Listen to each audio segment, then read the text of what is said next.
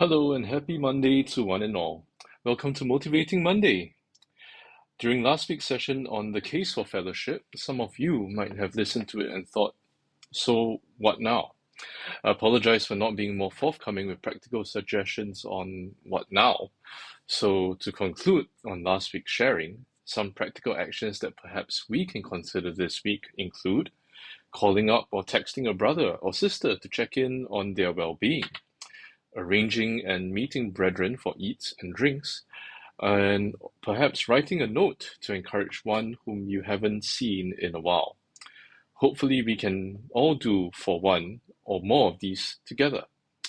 Since the start of May, the Motivating Monday sessions have been more action and work focused. Therefore, to close off, this week's topic will be on the case for being still. When can we be still, or when should we be still? Firstly, when we are angry. Psalm 4, verse 4, reading from the English Standard Version.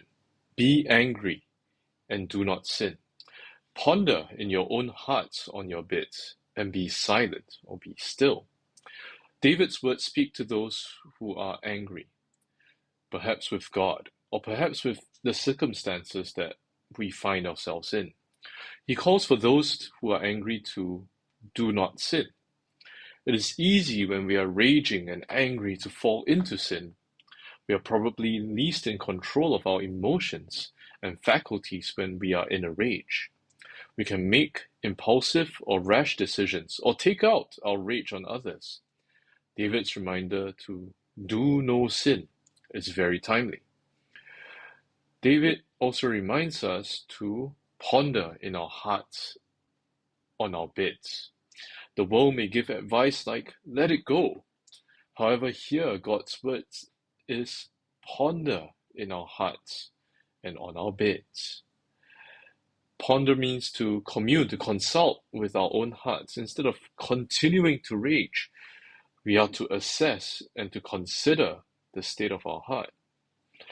Through this pondering and consulting, perhaps we might realize that the reason for our raging might be because of our hardness of heart, rather than that of righteous anger. Finally, to be silent, or be still in the King James Version. Instead of letting the rage carry us into the night, we are to be silent after our reflection and contemplation. Perhaps silence is the natural consequence of true contemplation, that indeed, who are we to be rageful and be angry? That instead we should entrust and call out to the Lord during these times, just as David did in verse 1 of the same psalm, Psalm 4.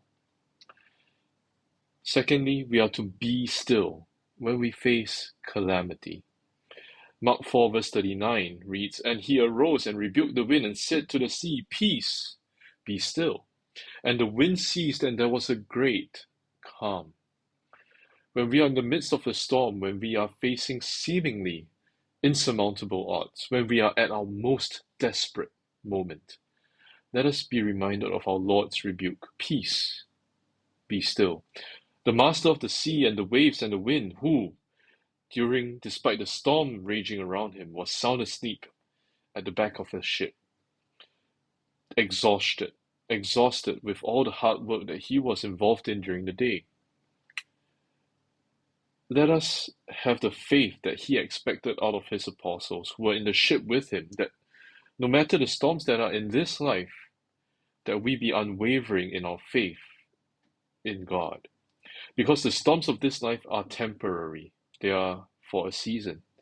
Let them not shake and destroy the faith that we ought to have in him. Let us be still. Thirdly, let us be still and know that he is God, that God, our Lord, is God.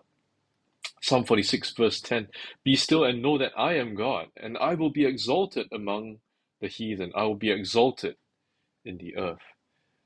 We are to be still, to cease, to stop. Stop what? Stop worrying.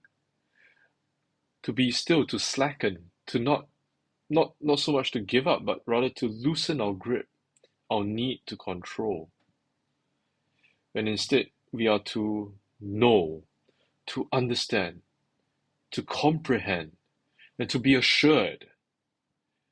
What are we to be assured of? We are to be assured that our Lord is God, that I am God.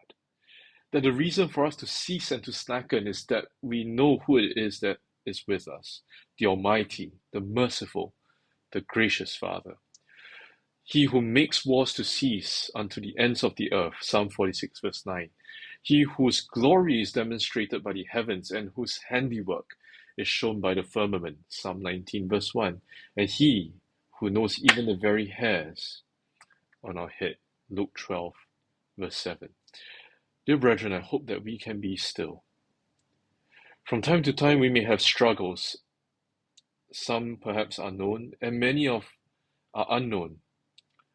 I hope and pray that we commit our faith to God for all these, and may God bless you as you be still and know that He is God. Holy